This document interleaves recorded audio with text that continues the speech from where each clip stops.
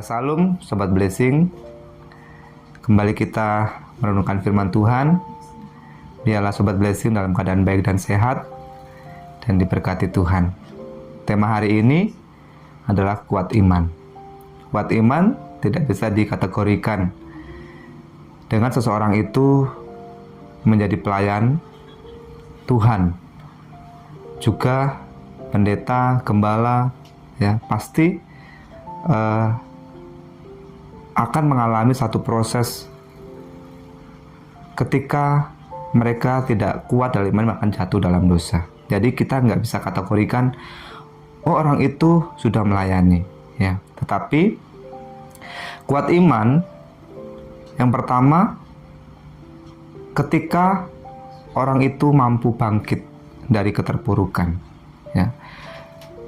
Kita baca Alkitab di dalam Kisah Para Rasul 13 ayat yang ke-22. Demikian firman Tuhan, setelah Saul disingkirkan, Allah mengangkat Daud menjadi raja mereka. Tentang Daud, Allah telah menyatakan, Aku telah mendapat Daud bin Isai, seorang yang berkenan di hatiku dan yang melakukan segala kehendakku. Ini kisah tentang Daud, ya. Kenapa ada kata-kata Saul disingkirkan? Karena pada waktu itu Saul tidak taat kepada Allah. Dia lebih taat kepada manusia, ya. Sedangkan Daud, dia lebih taat kepada Tuhan daripada kepada manusia. Meskipun dia bukanlah raja yang sempurna, dia pernah mengalami jatuh di dalam dosa, yaitu dosa perzinahan dengan Batseba. Tetapi ketika Nabi Nathan memperingatkan dia, menegur dia menyadari kesalahan itu dan dia berbalik kepada Allah.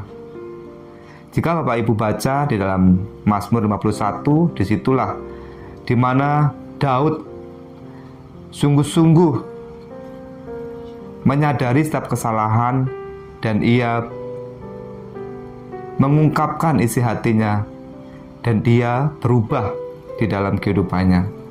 Oleh karena itu, Tuhan bangga kepada Daud dan membuat satu pernyataan, inilah Daud berkenan di hadapan Tuhan, karena dia melakukan apa yang Tuhan kehendaki.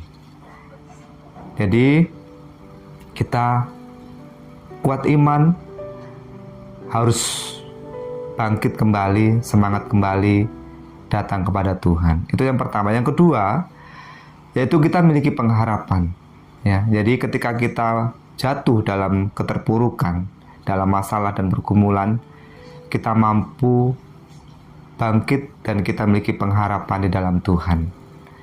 Seperti ada tertulis dalam kitab Roma 5 ayat yang keempat dan kelima, dikatakan begini, dan ketekunan menimbulkan tahan uji, dan tahan uji menimbulkan pengharapan. Dan pengharapan tidak mengecewakan, karena kasih Allah telah dicurahkan di dalam hati kita oleh Roh Kudus yang telah dikaruniakan kepada kita. Ketika kita bertekun di dalam satu ujian iman, di situ akan timbul pengharapan. Pengharapan kita kepada Tuhan. Dan pengharapan itu tidak mengecewakan, karena Allah mencurahkan kasih karunia-Nya di dalam hati kita melalui Roh Kudus. Roh Kudus yang memimpin, Roh Kudus yang menuntun, Roh Kudus yang memperbaharui kehidupan kita, sehingga kita beroleh pengharapan yang sempurna dalam setiap kehidupan kita.